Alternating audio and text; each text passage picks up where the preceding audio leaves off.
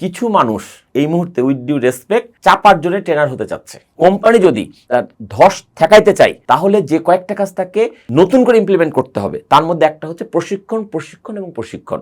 ট্রেনারদেরকে একটা প্রশ্ন করা উচিত যে আপনি নিজে লাস্ট কবে পেমেন্ট দিয়ে ট্রেনিং করেছেন।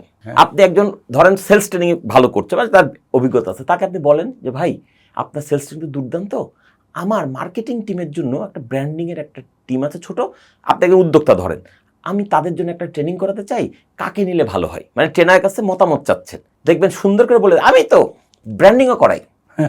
আপনি তাকে আরেকদিন প্রশ্ন করলেন ভাই আমার HR এর একটা টিম আছে, তাদেরকে আমি একটু মোটিভেশন দিতে চাই, কাকে নিলে ভালো হয়, আমি this is the right person.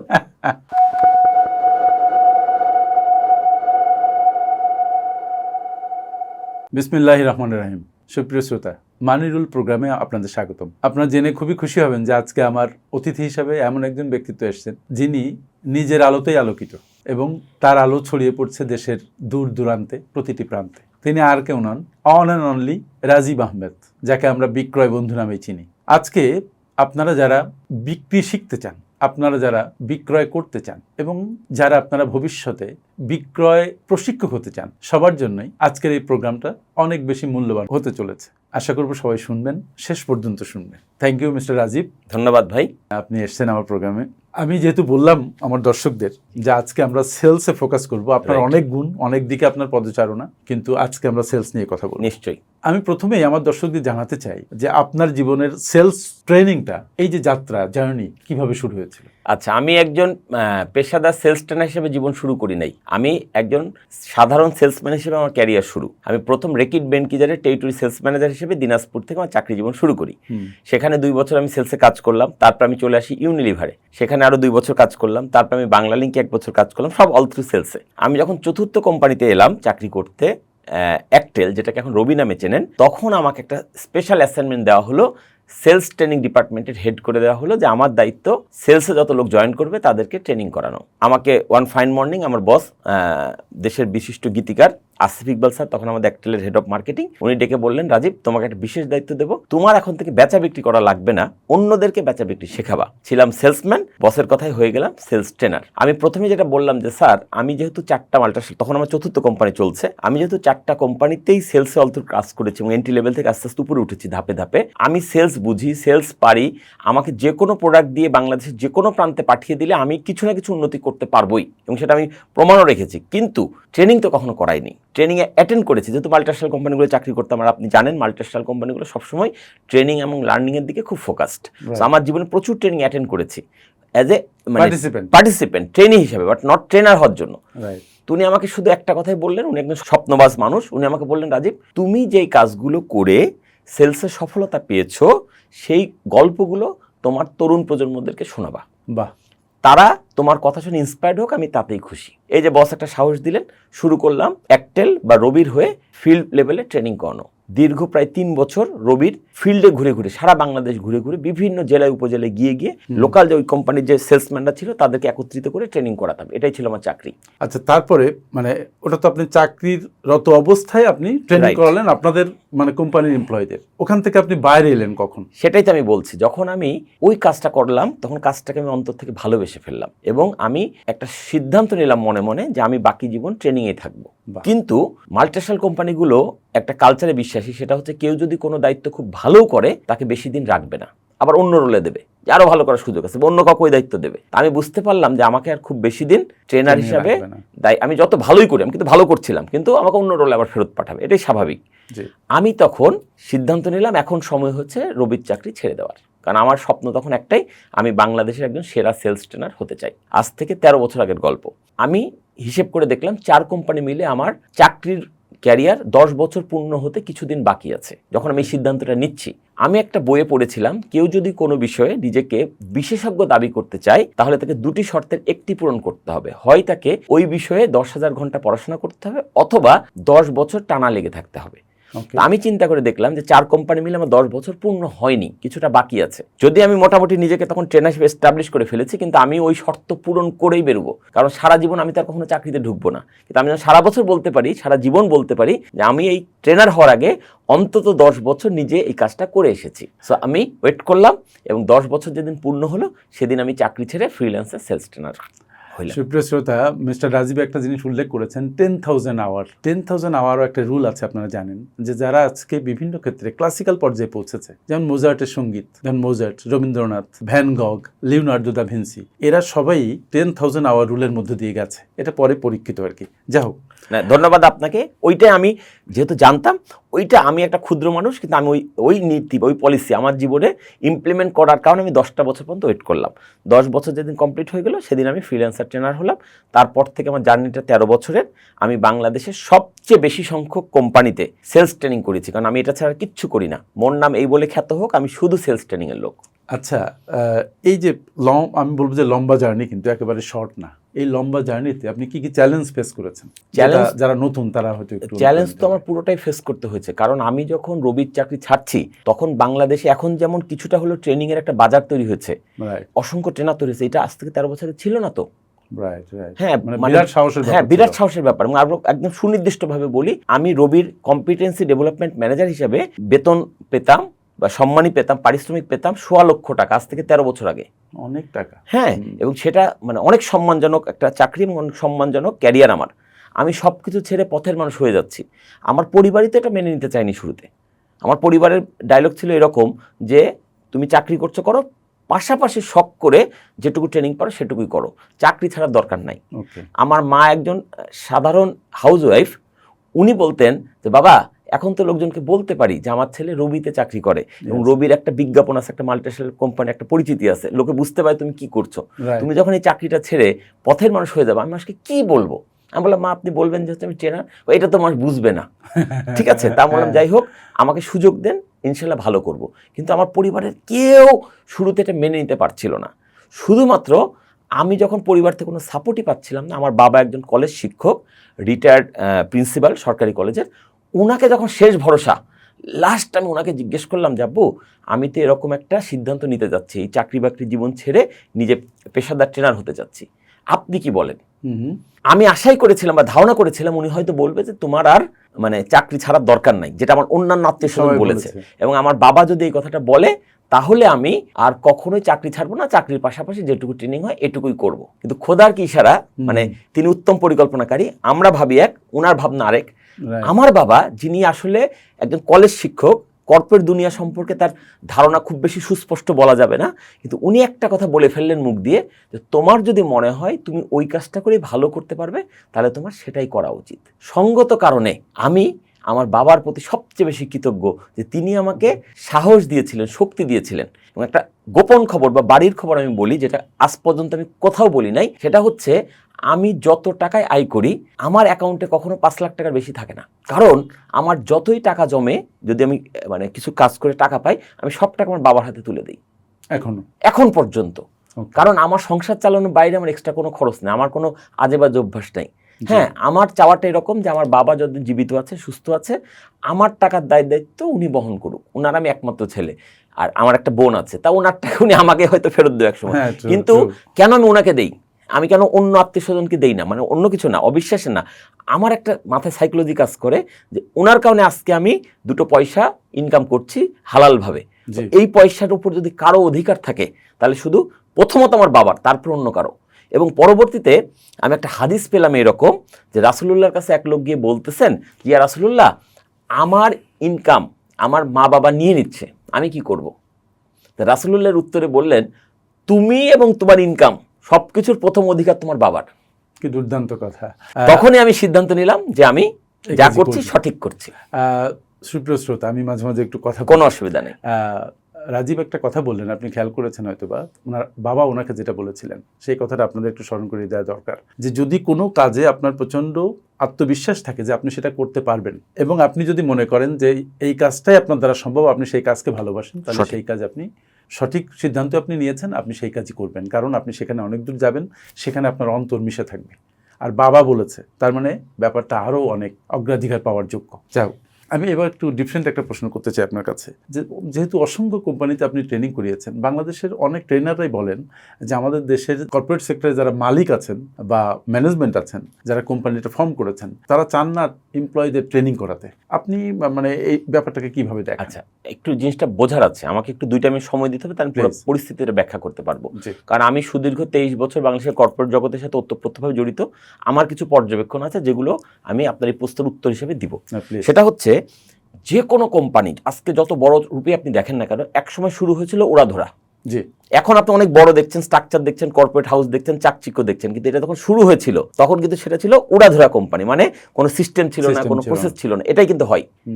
একটা নতুন উদ্যোক্তা যদি একটা কোম্পানি দাঁড় করায়, সে যদি একজন পেশাদার জিএমকে নিতে চায়, তার উপযুক্ত সম্মানী দিয়ে জিএম সাহেব কিন্তু ওখানে যাবে না, কারণ তার ক্যারিয়ারের চিন্তা আছে যে এই কোম্পানি টেকে কি টেকে না, রাইট? এগুলো পাবে কিন্তু সে অনেক পরে। তাহলে কি কোম্পানি গড়বে না? না, গড়বে। শুরু হয় কিভাবে জানেন? আত্মীয় স্বজন, বন্ধু বান্ধব, ভাই ব্রাদারদেরকে সহায়তা নিয়ে। হ্যাঁ, এইভাবেই কোম্পানিগুলো একটা পর্যায়ে একটা জায়গায় পৌঁছায়, এগ্রেসিভনেসের কারণে, মালিকের মানে ভিশনারি চিন্তা ভাবনার কারণে। আমাদের দেশে অধিকাংশ আপনি শিল্পপতি দেখেন যারা প্রতিষ্ঠিত, যাদেরকে আপনি এক নামে চেনেন, তাদের অধিকাংশ প্রাতিষ্ঠানিক শিক্ষা কিন্তু সীমিত, কিন্তু তাই বলে তাদের ব্যবসা বা তাদের উদ্যোগ থেমে থাকে নাই, রাইট? এই যে তারা কেন এটা পেরেছে, কারণ তাদের মধ্যে ছিল একমাত্র জেদ, একমাত্র সাহস, একমাত্র তার লেগে থাকার মানসিকতা এবং কমিটমেন্ট রক্ষা করার ইচ্ছা বা আকাঙ্ক্ষা। এই তো ব্যাপারটা। এই কোম্পানিগুলো যখন একটা লেভেল পর্যন্ত পৌঁছে যায়, তারপরে আমরা যখন সেই কোম্পানিগুলো দিকে যাই, তাদেরকে বোঝায় যে আপনার ট্রেনিং করা দরকার। ওই মালিকের, ওই ম্যানেজমেন্টের মাথার মধ্যে একটা, তারা শুনে সুন্দর ব্যবহার করে, কিন্তু একটা জিনিসই মাথার মধ্যে ঘুরপাক খায়, যে আমি তো ট্রেনিং ছাড়াই এত বড় 1000 কোটি টাকার কোম্পানি, টার্নওভারে কোম্পানি করে ফেলেছি, এত বছর ট্রেনিং লাগলো না, এখন কেন ট্রেনিং লাগবে, এখন কেন এইসব কাজ করতে হবে, এগুলো ছাড়া তো আমার চলেছে। এর উত্তরটা আমি আজকে দিতে চাই দর্শকদের উদ্দেশ্যে। সেটা হচ্ছে, যে কোনো কোম্পানি শুরু হবে উড়াধুরা, এটা মাথায় রাখবেন। উড়াধুরা চলবে ততদিন পর্যন্ত যতদিন কোম্পানি ব্রেক ইভেনে পৌঁছাতে না পারবে। কিন্তু ব্রেক ইভেন পয়েন্ট পার হওয়ার পরে কোম্পানিগুলো যদি উড়াধুরা চলার চেষ্টা করে, তাহলে সেই কোম্পানির ধ্বংস অনিবার্য। অতএব এটা একটা ইন্ডিকেশন, ব্রেক ইভেন পয়েন্ট পার হওয়ার পরে তোমার উড়াধুরা সিস্টেম বাদ দিয়ে তোমাকে নিয়মতান্ত্রিক উপায়ে কোম্পানিকে এগিয়ে নিতে হবে, তাহলে তোমার কোম্পানি সার্ভাইভ হবে। আর নিয়মতান্ত্রিক উপায়ের মধ্যেই আসবে সঠিক মানুষকে সঠিক জায়গায় বসানো, সঠিক দায়িত্ব পালন করার সুযোগ দেওয়া, পর্যাপ্ত ট্রেনিং করানো, পিপুলকে ডেভেলপ করানো, ইন্টারনাল রিসোর্সকে ডেভেলপ করে করে উপরে তোলা। এই জিনিসগুলো, এগুলো হবে ব্রেক ইভেন পয়েন্ট পার হওয়ার পর। কিন্তু আমাদের দেশের মালিক পক্ষ ওই যে শুরুতে উড়াধুরা করে অভ্যস্ত, ব্রেক ইভেন পয়েন্ট পার হয়ে অনেক টাকা লাভে চলে এসেছে, তারপর সে আগের অভ্যাসটা আর পাল্টাতে পারে না। সে এখনো মনে করে এভাবেই বোধহয় বাকি জীবন চলে যাবে। ফলে কোম্পানিগুলো একসময় গিয়ে মুখ থুবড়ে পড়ে। বা আপনি বাইরে থেকে কোম্পানিগুলোকে যত বড় দেখেন না কেন, নিশ্চিত থাকেন এগুলো ভঙ্গুরতা আছে, এগুলো হচ্ছে তাসের ঘর। যে কোনো সময় কোম্পানিগুলো ধসে যেতে পারে। কোম্পানি যদি তার ধস ঠেকাইতে চায়, তাহলে যে কয়েকটা কাজ তাকে নতুন করে ইমপ্লিমেন্ট করতে হবে। তার মধ্যে একটা হচ্ছে প্রশিক্ষণ, প্রশিক্ষণ এবং প্রশিক্ষণ। একটা কথা বলে আমি এই প্রশ্নের উত্তর শেষ করব। স্বাধীনতা অর্জনের চেয়ে যেমন স্বাধীনতা রক্ষা করা কঠিন, একইভাবে একটা কোম্পানি দাঁড় করানোর চাইতে কোম্পানিকে টিকিয়ে রাখা কঠিন। সাস্টেনেবল করাটা, টিকিয়ে রাখার জন্য যে জিনিসটা আপনাকে সবচেয়ে বেশি হেল্প করতে পারে, সেটা হচ্ছে লার্নিং অ্যাটিটিউড, দ্যাট মিনস প্রশিক্ষণ। Thank you. এখন আমাদের দেশে দেখেন, বিশ্বের অন্যান্য দেশে ট্রেনিং অ্যান্ড ডেভেলপমেন্টের মার্কেট অনেক বড়, রাইট? এবং অনেকগুলো ইন্টারন্যাশনাল কনসাল্টিং ফার্ম আছে, ট্রেনিং ফার্ম আছে, তাদের টার্নওভার $1 বিলিয়ন আছে। সঠিক। কিন্তু আমাদের দেশে আমি যদি দেখি, ধরুন আমাদের দেশের বয়স 50-52 বছর হয়েছে, কিন্তু এখনও কিন্তু এই মার্কেটটা ফ্লাউরিশ করে নাই। এই যে মার্কেট ফ্লাউরিশ করছে না, তার পেছনে প্রধান বাধাগুলো কি কি বলে মনে হয় আপনার? ওই যেটা আগের প্রশ্নের উত্তর অলরেডি আমি দিয়ে ফেলেছি। বাংলাদেশের ট্রেনিং এর কালচার শুরু হয়েছে ধরেন 80-র দশকে না 90 দশকের শেষের দিকে। 2-1 অতি উৎসাহী মানুষের হাত ধরে ট্রেনিং এর মানে কালচার শুরু হয়েছে, যারা ট্রেনিং এর গুরুত্ব বুঝতেন, এবং তারাও বিভিন্ন মালিক হয়তো তাকে খুব সম্মান করে, জোর করে, যাই তোমার টিমকে ট্রেনিং করাও। এইভাবে ট্রেনিংগুলো একসময় হতো। পরবর্তীতে কিছু ট্রেনার দাঁড়িয়ে গেছেন যারা হচ্ছে অন্য কাজ ফেলে রেখে শুধুমাত্র ট্রেনিংটাকে পেশা হিসেবে নিয়েছেন। তাদেরই হাত দিয়ে এখন একটা জায়গায় পৌঁছানোর পথে রয়েছে। আচ্ছা, এখন আর একটা প্রশ্ন করি, যে আপনি তাদেরকে প্রশিক্ষণ দিয়েছেন, প্রশিক্ষণ দেওয়ার আগে কেমন ছিল তুলনামূলক একটা আলোচনা আমি চাই। যে প্রশিক্ষণ যখন দিয়েছেন তখন তাদের অবস্থা এরকম, প্রশিক্ষণ দেওয়ার পরে তাদের অবস্থা পরিবর্তনে একটা নতুন লেভেলে গেছে, এমন কি কোনো এক্সাম্পল আমি পেতে পারি? অবশ্যই, একটা কেন, অসংখ্য উদাহরণ দেওয়া যেতে পারে। আমি আপনাকে একটা কথা বলি, সেটা হচ্ছে আমি যখন আমার যে কোনো ট্রেনিং কন্ডাক্ট করি, ট্রেনিংয়ের শুরুতে আমার পরিচয় দেওয়ার সময় আমি বলি যে আমি ট্রেনার, আমার বিগত ব্যাকগ্রাউন্ড যেটা এখন বললাম সেটা বলি, এবং কোন কোন কোম্পানিতে আমি ট্রেনিং করিয়েছি সেটা আমি তালিকা বা লোগোগুলা সবার সামনে কয়েক সেকেন্ড প্রেজেন্ট করি। আমি কিন্তু ট্রেনিং করিয়েছি প্রায় 200 কোম্পানিতে, কিন্তু আমি ওখানে প্রেজেন্ট করি ধরেন 250 কোম্পানি। কেন? যেই কোম্পানি আমাকে দ্বিতীয়বার ডাকে নাই, আমি সেটাকে মনে করেছি যে সামহাও আমি তাকে সেবা দিতে পারিনি, ব্যর্থ হয়েছি, অথবা কোনো কারণে সে আমার সেবা নিয়ে সন্তুষ্ট হয় নাই। কারণ যদি আপনার সেবা পছন্দ করে কেউ, তাহলে সে আপনাকে দ্বিতীয়বার ডাকবেই, তৃতীয়বার ডাকবেই। আলহামদুলিল্লাহ, আমি যদি বাংলাদেশে 200 কোম্পানিতে ট্রেনিং করিয়ে থাকি, এর মধ্যে 250 কোম্পানি আছে যারা আমাকে একের অধিকবার আমন্ত্রণ জানিয়েছে। তাহলে আপনাকে আমি উল্টো প্রশ্ন ছুড়ে দিতে চাই, যদি আমার প্রথম ট্রেনিং গ্রহণ করে তাদের সেলস টিমের উপকার না হতো, তাহলে কি শুধু আমার চেহারা দেখার জন্য তারা দ্বিতীয়বার, তৃতীয়বার আমাকে সুযোগ দিতেন? প্রথমবার আপনাকে একটা বিশ্বাসের উপর একটা কাজ দিতেই পারে যে কোনো কোম্পানি, কিন্তু দ্বিতীয়বার কিন্তু বিশ্বাসের উপর হবে না যদি আপনার প্রথমবারে কাজের রেজাল্ট ভালো না হয়। না, আমি যেটা প্রশ্ন করেছিলাম সেটা এরকম যে, যেমন ধরেন তাদের সেলস অ্যামাউন্ট ছিল এত কোটি টাকা, রাইট, প্রশিক্ষণ কয়েকবার মানে কন্টিনিউয়াস প্রশিক্ষণের মধ্যে তাদের সেলস পিপলদের রেখে তাদের সেলসের গ্রোথ এত হয়েছে, এরকম কোনো ফিগার ছিল কিনা? ব্রাদার, আমি যে কোম্পানিগুলোতে ট্রেনিং শুরু করেছিলাম 13 বছর আগে, অধিকাংশ কোম্পানিতে এখন তার দ্বিগুণ, 3 গুণ, 4 গুণ ভলিউমে চলে গেছে, ঠিক আছে? কিন্তু এটার আবার একক ক্রেডিট আমারও এটা বললেও ভুল হবে।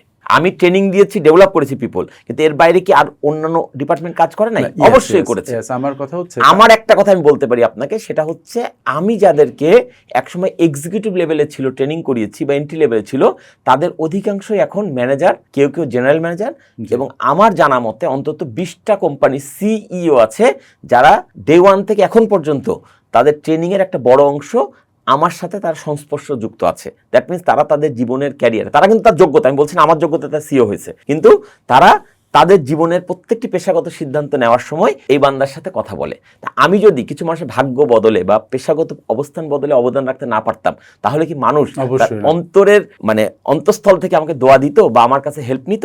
এই কারণে আমি মনে করি আপনার প্রশ্ন সুনির্দিষ্ট। তার এইটা এমন একটা বিষয় ROI ক্যালকুলেশন করা যায় না ভাই। এই ট্রেনিং করে কয় টাকার ব্যবসা বেড়েছে এটা দুনিয়ার কেউ বের করতে পারবে না। এটা আপনি আচ্ছা ধরেন আপনি সেরা ট্রেনিং করাইলেন, ট্রেনিং করে অনেক লাভ হবে, পরের মাসে কোম্পানির প্রোডাক্টের শর্ট সাপ্লাই, প্রোডাকশন একটা ঘাপলা, তাহলে এই ট্রেনিং দিয়ে আপনি কি লাভ করবেন? আমি কি ব্যাপারটা বুঝতে পারছি? সো একটা দিয়ে কিন্তু হবে না, সবগুলো মিলে কাজ করতে হবে।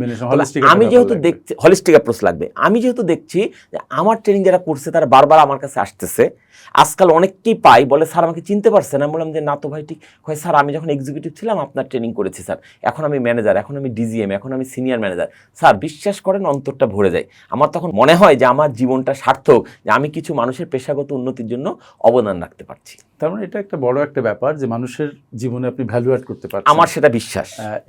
এটা দুর্দান্ত একটা ব্যাপার। এবং ট্রেনিং এর পরে যে শব্দটা আছে ডেভেলপমেন্ট, রাইট, যে তারা ট্রেনিং নিয়ে তাদের ডেভেলপমেন্ট হচ্ছে, রাইট, এবং পেশাগত ডেভেলপমেন্টের আগে তো তার নিজের উন্নয়ন করা, ট্রেনিং এর মূলত সেটাই হয়। আচ্ছা, এখন আপনারা যারা শুরু করেছিলেন তাদের পথ ধরে এখন নতুন নতুন অনেক ট্রেনার আসছে। বস্তুত এখন ধরেন সোশ্যাল মিডিয়ায় অ্যাক্টিভ হয়ে যাওয়ার কারণে যে অসংখ্য মানুষের মানে নতুন নতুন পেশার মানে তৈরি হয়েছে। নতুন যারা ট্রেনিংয়ে আসছে তাদের কি কি গুণ থাকলে তারা ভালো ট্রেনার হতে পারবে বলে আপনি মনে করেন? ধন্যবাদ। আমার সাথে অনেকে নতুন ট্রেনার, পটেনশিয়াল ট্রেনার যুক্ত হয়েছে। ধন্যবাদ আপনাকে। একটা বিষয় আমি ক্লিয়ার করতে চাই, কিছু মানুষ এই মুহূর্তে উইথ ডিউ রেসপেক্ট চাপার জোরে ট্রেনার হতে চাচ্ছে। মানে চাপার জোর মানে হচ্ছে চাপাবাজি। সে খুব সুন্দর প্রেজেন্টেশন দিতে পারে, খুব সুন্দর করে কথা বলতে পারে, এবং এমন ভাবে কথা বলবে মনে হবে দুর্দান্ত জ্ঞানী। আসলে সে জ্ঞানী, আমি জ্ঞানকেও ছোট করে দেখছি না, কিন্তু যে বিষয়ে সে প্রশিক্ষণ করাচ্ছে সেই বিষয়ে তার ন্যূনতম ব্যবহারিক কোনো অভিজ্ঞতা নাই। এই ধরনের লোকগুলো কখনোই টিকবে না, টুডে অর টুমরো ধরা খাবে। আমি শেষ করি, আপনার প্রশ্নের উত্তর আমাকে একটু বলতে দিতে হবে। বিষয়টা মাথায় রাখেন, শিক্ষক আর প্রশিক্ষকের মধ্যে পার্থক্য আছে। শিক্ষককে যে ওই বিষয়ে তত্ত্বীয় জ্ঞানে দখল থাকবে, ইউনিভার্সিটি শিক্ষক মার্কেটিং আপনার চাইতে আমার চাইতে বেশি বুঝবে, কারণ তারা তত্ত্বীয় জ্ঞান নিয়ে গবেষণা করে এখানে নানা বিষয় নিয়ে তারা খুঁটিনাটি পড়াশোনা করেছে। ফিলিপ কটলারকে আপনার প্রতিষ্ঠানে সিইও নিয়োগ করলে প্রতিষ্ঠান লাভ করবে, আর ফিলিপ কটলার না থাকলে আপনার প্রতিষ্ঠান লস করবে, ব্যাপারটা এরকম না। তো শিক্ষকের কাজ হচ্ছে তত্ত্বীয় জ্ঞান থাকবে, সে তার স্টুডেন্টদেরকে তত্ত্বীয় জ্ঞান দেবে। প্রশিক্ষক কিন্তু শিক্ষক নন, প্রো মানে বিশেষ শিক্ষক। প্রশিক্ষকের থাকবে ব্যবহারিক জ্ঞান, অর্থাৎ যে বিষয়ে সে প্রশিক্ষণ দিচ্ছে সে বিষয়ে নিজের জীবনে প্র্যাকটিক্যাল অভিজ্ঞতা থাকতে হবে। শ্রদ্ধা রেখেই বলছি, সব বেটা সেলস ট্রেনার হইতে চাই, তাতে আমার কোনো আপত্তি ছিল না। সেলসে এত লোক কাজ করে, আমরা সবাই তো ঘুরে ফিরে সেলসম্যান, তাহলে সবচেয়ে বেশি দরকার সেলস ট্রেনিং। সবচেয়ে বেশি দরকার সেলস ট্রেনার, এটা নিয়ে আমার কোনো দ্বিমত নাই। কিন্তু যে লোকটা নিজে কখনো রাস্তায় ঘুরে ঘুরে প্রোডাক্ট সেল করে নাই অথবা কোনো কর্পোরেট ডিল করে নাই, জীবনে 1 টাকা বিক্রি করার প্র্যাকটিক্যাল অভিজ্ঞতা নাই, সে যদি সেলসের ট্রেনিং করতে চায় শুধু চাপার জোরে বা শুধু কথার জোরে, তাহলে তো সেটা মেনে নেওয়া যায় না। কিন্তু আবার তাকে আপনি ঠেকাতেও তো পারবেন না, মুক্তবাজার অর্থনীতির যুগ। আপনি সে যদি করে, তাকে যদি কোনো কোম্পানি হায়ার করে, এটা সেই কোম্পানি ব্যর্থতা। আমি এই জন্য বলি যে প্রত্যেক কোম্পানির এইচআরের দায়িত্ব যখন তারা ট্রেনার নিয়োগ করে, কয়েকটা জিনিস দেখে নেওয়া। 1 নম্বর হচ্ছে যে বিষয়ে তাকে ট্রেনার হিসেবে নিয়োগ দেওয়া হচ্ছে, দায়িত্ব দেওয়া হচ্ছে, ওই বিষয়ে তার নিজের ট্রেনারের নিজের কোনো প্র্যাকটিক্যাল অভিজ্ঞতা আছে কিনা। 10 বছরই হতে হবে তা না, 1 বছর হলে তো একটা অভিজ্ঞতা আছে কিনা। 2 নম্বর হচ্ছে সে ওই বিষয়ে পড়াশোনা করে কিনা। ট্রেনারদেরকে একটা প্রশ্ন করা উচিত যে আপনি নিজে লাস্ট কবে পেমেন্ট দিয়ে ট্রেনিং করেছেন। এই প্রশ্নের উত্তর জিজ্ঞেস করলে অধিকাংশ ট্রেনার চুপ মেরে যাবে, কারণ তারা একবার ট্রেনার হওয়ার পর মনে করে আমি সব শিখে গেছি। তাদের আর শেখার মানসিকতা নেই। কিন্তু তাদেরকে বেশি শিখতে হবে, কারণ আপনি যেটা জানেন এটা যখন একটা ফোরামে বলে ফেললেন, দ্বিতীয়বার ওই ফোরাম আপনি কেন ডাকবে যদি আপনার কাছে নতুন কিছু না থাকে? সো তার মানে ট্রেনারকে অন্যদেরকে শেখানোর আগে নিজেকে শিখতে হবে বেশি করে। কিন্তু আমাদের দেশের অধিকাংশ ট্রেনার নিজেকে শেখার পিছনে মনোযোগী নেই, টাইমই পায় না, এত কাজ করে। আরেকটা কথা হচ্ছে যে বললাম সবাই সেলস ট্রেনার হতে চায়। আরেকটা ব্যাপার হচ্ছে কর্পোরেটে কিছু লোক আছে তারা চাকরি পেলে চাকরি করবে, চাকরির বাইরে সাহস নাই ফ্রিল্যান্সার ট্রেনার হওয়ার, মুক্ত বিক্রয় প্রশিক্ষক বা প্রশিক্ষক হওয়ার। কিন্তু যখন চাকরি চলে যায়, তখন কর্পোরেট জগতে হুটহাট চাকরি চলে যাওয়াটা একটা স্বাভাবিক ব্যাপার। আপনি কোনো অন্যায় না করেও কর্পোরেট পলিটিক্সের শিকার হয়ে চাকরিচ্যুত হতেই পারেন হঠাৎ করে ওয়ান ফাইন মর্নিং। এরকম ঘটনা ঘটলে তখন আবার আপনাকে কি করতে হবে? চাকরি খুঁজতে হবে। এখন করে কি, যখন চাকরি থাকে না তখন কয় আমি ট্রেনার হব, 2 দিন খুব ভুমভাং ফুমফাং করে আবার যখন একটা চাকরি পাই চাকরিতে ঢুকে যায়। তার মানে তার ইন্টেনশনটা হচ্ছে ট্রেনার হওয়া না। তার সাথে আমার পার্থক্যটা কোথায়? আমি চাকরি ছেড়ে ট্রেনার হয়েছি স্বেচ্ছায় সজ্ঞানে, আর সে চাকরি হারিয়ে ট্রেনার হয়েছে। তার আর আমার ইন্টেনশন সেম না। সে যে সেবাটা দেবে, আমার সেবা কখনো এক না। শেষ কথা স্যার, আমাকে একটু বলতে দিতে হবে, সংক্ষিপ্ত উত্তর না, আমাকে একটু লম্বা সময় দিতে হবে। সেটা হচ্ছে আমাদের দেশের ট্রেনাররা নিজেরা শেখাতে চায়, অন্য সমসাময়িক ট্রেনারদের ট্রেনিংয়ে অ্যাটেন্ড করতে চায় না। তাদের ইগো প্রবলেম। আমি রাজীব ভাইয়ের ট্রেনিংয়ে যাব, জীবন থাকতে না। আমি সাইফুল ভাইয়ের ট্রেনিংয়ে যাব, এর চাইতে আমি মরে যাব তাও ভালো। কিন্তু আমি এই বান্দা, আজকে মাইকের সামনে মানে রেকর্ডের সামনে বলতেছি, আমি সেই বান্দা যে বাংলাদেশের অধিকাংশ ট্রেনারের, সিনিয়র হোক, জুনিয়র হোক, মিড লেভেল হোক, তাদের ট্রেনিং আমি যখনই সুযোগ পেয়েছি পকেটের পয়সা খরচ করে একবার করে হলো আমি ট্রেনিং করেছি। আপনি বাংলাদেশের সিনিয়র 20 জন ট্রেনারের নাম বলেন, প্রত্যেকের আমি লার্নিং পার্টনার, ছাত্র। এই যে কাজটা আপনি যে কোনো ট্রেনারকে জিজ্ঞেস করতে পারেন যে তোমার ক্লাসে কি রাজীব ভাই কখনো স্টুডেন্ট হিসেবে জয়েন করেছিল, আপনি উত্তর ইয়েস পাবেন। আমি এখন বাংলাদেশের অন্যতম একজন সিনিয়র ট্রেনার, আমার বয়স 50 ছুঁই। আমি এখন যেটুকু অর্জন করেছি 23 বছর আমার ক্যারিয়ার, আমি এটা দিয়েই তো আমার জীবন পার হয়ে যেতে পারে। কিন্তু আমি এখনো শেখার সুযোগ পেলে নিজেকে বঞ্চিত করি না। কিন্তু অধিকাংশ ট্রেনারের মধ্যে এই প্রবণতার গ্যাপ আছে, আর প্রত্যেকে তলে তলে সেলস ট্রেনার হইতে চায়। মানে মনে করে দুনিয়ার সবচেয়ে সহজ কাজ সেলস, কিন্তু আসলে কাজটা সবচেয়ে কঠিন। কারণ আপনার মন মতো তৈরি করা প্রোডাক্ট কাস্টমারকে দিয়ে তার পকেট থেকে টাকা বের করে নিজের পকেটে নিয়ে আসা, এর চাইতে কঠিন কাজ আর কিছুই হতে পারে না। অতএব আপনার প্রশ্নের উত্তরে শেষ কথা হচ্ছে এই যে অন্যকে শেখাতে হলে নিজে শিখতে হবে আগে। আমি রাজীবের সাথে মানে গলা মিলিয়ে বলতে চাই একটা বিষয়, সেটা হচ্ছে যে একজন প্রশিক্ষককে নিয়মিত পড়তে হবে, নিয়মিত ট্রেনিং অ্যাটেন্ড করতে হবে, নিয়মিত সেমিনারে অ্যাটেন্ড করতে হবে। আর তোমরা যারা ছোট আছো, বিশেষ করে যারা স্টুডেন্ট, তাহলে বুঝো যে তোমাদের পড়াশোনা কোন লেভেলের হওয়া দরকার। সব সময় আমাদের মনটাকে ওপেন রাখা দরকার, গ্রোথ মাইন্ডসেট যেটাকে আমরা বলি, যে সবসময় যেন আমরা শিখতে চাই, সবার কাছে, ছোটোর কাছে হোক, বড়োর কাছে হোক, মাঝারির কাছে হোক, বুড়ার কাছে হোক, বাচ্চার কাছে হোক। সুতরাং তোমরা তোমাদের মানে মাইন্ডটাকে সবসময় ওপেন রেখো ফর লার্নিং। রাইট। আরেকটা প্রশ্ন আপনার কাছে, যারা আসলেই স্ব ক্ষেত্রে ট্রেনার হতে চায়, তাদের প্রাথমিক প্রস্তুতি কেমন হওয়া উচিত? ওই যে যেটা আমি ফার্স্টে বললাম, আপনি যে বিষয়ে প্রশিক্ষণ করাতে চান সেই বিষয়ে আপনার প্র্যাকটিক্যাল অভিজ্ঞতা থাকতেই হবে, নাইলে আপনি এটা হচ্ছে প্রথম কথা। তারও আগে না, এরও আগের একটা কথা আছে, সেটা হচ্ছে সবার আগে ভালো মানুষ হতে হবে। That is very important. এইটা হচ্ছে একদম প্রি কন্ডিশন। মতলববাজ হলে ট্রেনার হয় না ভাই, অন্য কিছু করোগা। ট্রু। হ্যাঁ, মানে আমি ট্রেনিং করব, একদিনে লেকচার দিয়ে 50,000 1 লাখ কামাবো। আরে ভাই, ট্রেনার 50,000 টাকা কামানোর আগে সে 50 বছর মানে ওইটার পিছনে সাধনা করার লাগে তাকে। ঠিক আছে, কত রাত জেগে সে কত বই পড়ছে সেটা কি তুমি খবর রাখো? তোমার অমুক 1 লাখ টাকা নেয়, অমুক 50,000 টাকা নেয়, অমুক 2 লাখ টাকা নেয়, এটা দেখে তোমার মাথা নষ্ট হয়ে যাচ্ছে। ওর যে স্ট্রাগল, ওর যে শেখা, সেই শিক্ষার কতটুকু তুমি নিজের জীবনে ইমপ্লিমেন্ট করেছো যে তুমি ওইটা আশা করো? এই জিনিসটা মাথার মধ্যে রাখতে হবে। প্রথম কথা, ভালো মানুষ হতে হবে। দ্বিতীয় হচ্ছে, যে বিষয়ে আজকাল দেখবেন একই লোক সব বিষয়ে ট্রেনার হওয়ার মানসিকতা। আপনি একজন ধরেন সেলস ট্রেনিং ভালো করছে বা তার অভিজ্ঞতা আছে, তাকে আপনি বলেন যে ভাই আপনার সেলস ট্রেনিং তো দুর্দান্ত, আমার মার্কেটিং টিমের জন্য একটা ব্র্যান্ডিংয়ের একটা টিম আছে ছোট, আপনি একজন উদ্যোক্তা ধরেন, আমি তাদের জন্য একটা ট্রেনিং করাতে চাই, কাকে নিলে ভালো হয়? মানে ট্রেনারের কাছে মতামত চাচ্ছেন, দেখবেন সুন্দর করে বলে আমি তো ব্র্যান্ডিংও করাই। আপনি তাকে আরেকদিন প্রশ্ন করলেন, ভাই আমার এইচআরের একটা টিম আছে, তাদেরকে আমি একটু মোটিভেশন দিতে চাই, কাকে নিলে ভালো হয়? আমি this is the right person. মানে একই লোক সেলস ট্রেনিং করাবে, একই লোক মোটিভেশন দেবে, একই লোক ফাইন্যান্সে ট্রেনিং করাবে, একই লোক টিম বিল্ডিং করাবে, একই লোক লিডারশিপ করাবে, নিজের সব জানতা। ভাই এটা হয় না।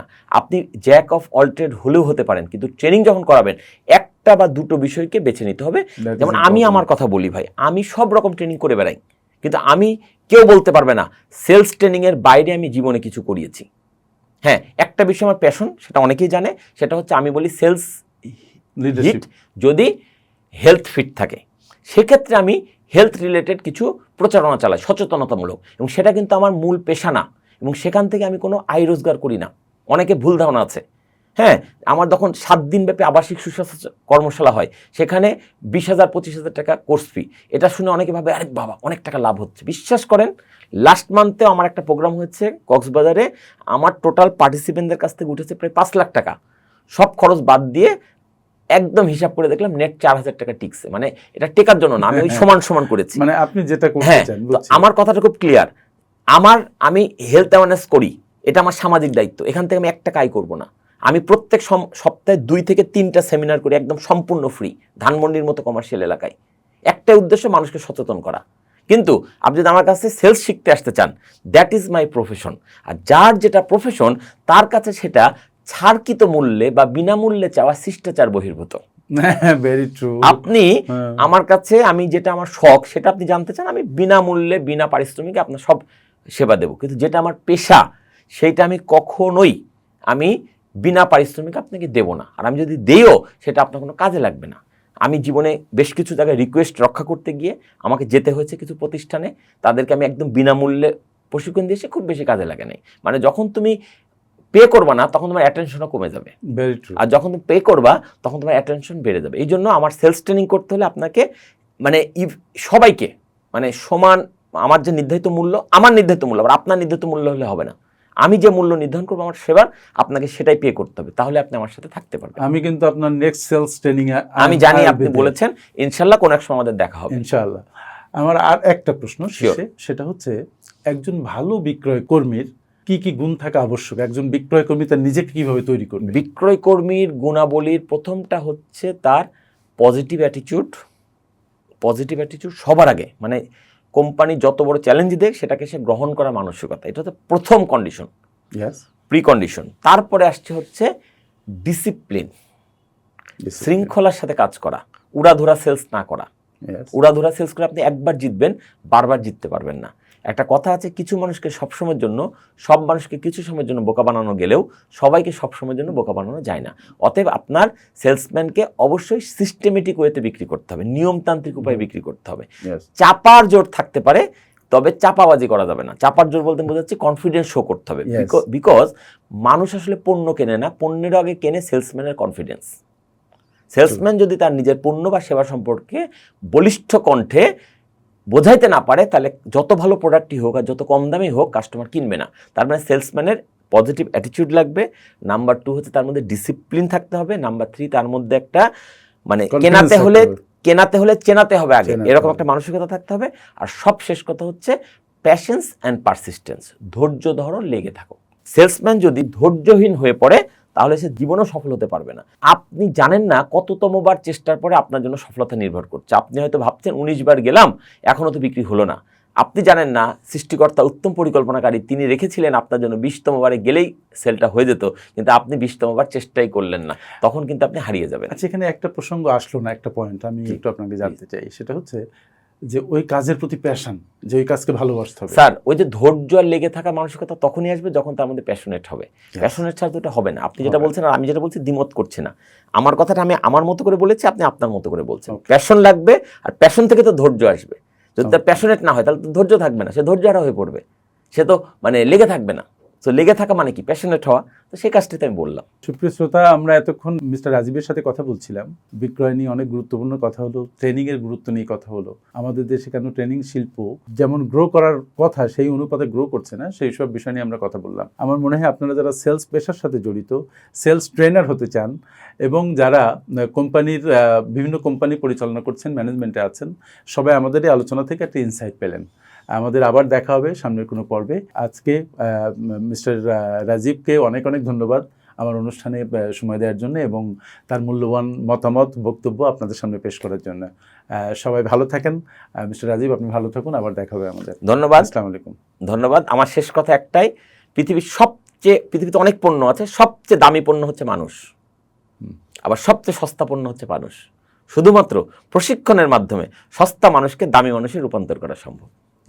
Thank you very much.